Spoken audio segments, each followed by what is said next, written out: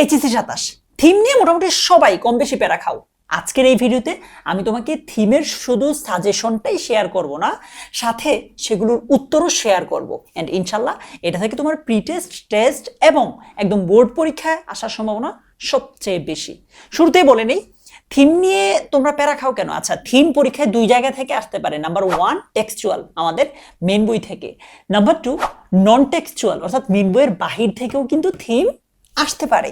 So আমি আজকের এই ভিডিওতে তোমাকে টেক্সচুয়াল এবং নন টেক্সচুয়াল দুইটার সাজেশনে দিব। সংখ্যা একটু বেশি মনে হইতে পারে, বাট রিমেম্বার প্রশ্নের প্যাটার্ন চেঞ্জ হয়েছে।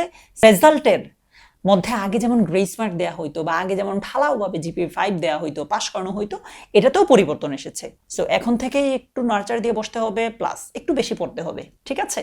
সো আমি তোমাকে যেই সাজেশনটা দিব, এটা যদি তুমি আজকে থেকে তুমি ডেইলি 3 দিনে একটা থিম পড়ো বা 4 দিনে একটা থিমও পড়ো, তুমি আরামসে ফাইনাল পরীক্ষার আগে শেষ করতে পারবা, ঠিক আছে? সো আমি সবার আগে মেন বইগুলো বলতেছি, এন্ড যেগুলো ইম্পর্টেন্ট ওইভাবে বলে দিচ্ছি। শি ওয়ার্কস ইন বিউটি, এটা খুবই important. I died for beauty, খুবই important. I have seen Bengal's face, খুবই ইম্পর্টেন্ট। তুমি এগুলো নোট করতে হবে না, কারণ আমি তো তোমাকে ওই যে সলিউশন পিডিএফটা দিবই, উত্তরটা দিবই। ড্রিমস, এখানে দুইটা কবিতা আছে, দুইটাই ইম্পর্টেন্ট। তারপর দোজ উইন্টার সানডেজ, তারপর ফ্রম সেপ্টেম্বর 1st 1939, তারপর hope is the thing with feathers. এগুলোর পাশাপাশি আরো কয়েকটা জানবা টেক্সচুয়াল মানে মেন বইয়ের, সেটা হচ্ছে how do I love thee, alone, তারপর হচ্ছে পিস, তারপর হচ্ছে the rime of the ancient mariner, and সর্বশেষ ডেথ বেড। এগুলো তুমি মেইন বইয়ের থিম হিসেবে পড়বা, পাশাপাশি এগুলোর সামারিটাও পড়ে ফেলবে, সামারির জন্য কাজে লাগবে।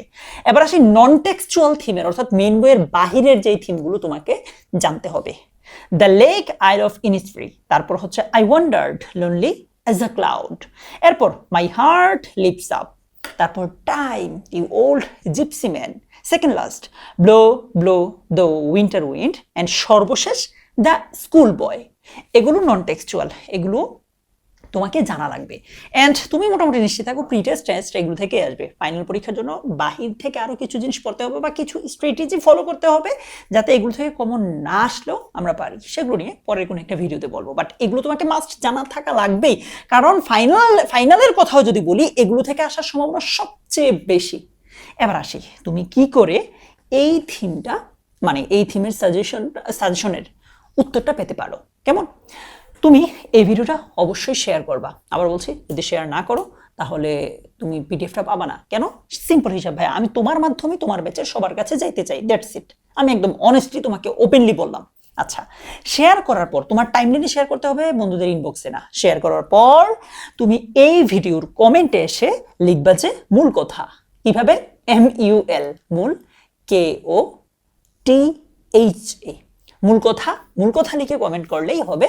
আমি এবং আমার টিম আমরা চেক করবো তুমি অ্যাকচুয়ালি শেয়ার করেছো কিনা। যদি দেখি ইয়েস তুমি শেয়ার করেছো, তাহলে আমরা সাথে সাথেই তোমাকে পিডিএফটা পাঠিয়ে দিব।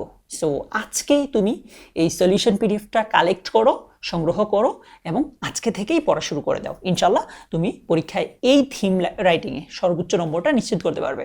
তোমার সাথে দেখা হচ্ছে তোমার ইনবক্সে। ভালো থাকো, টাটা।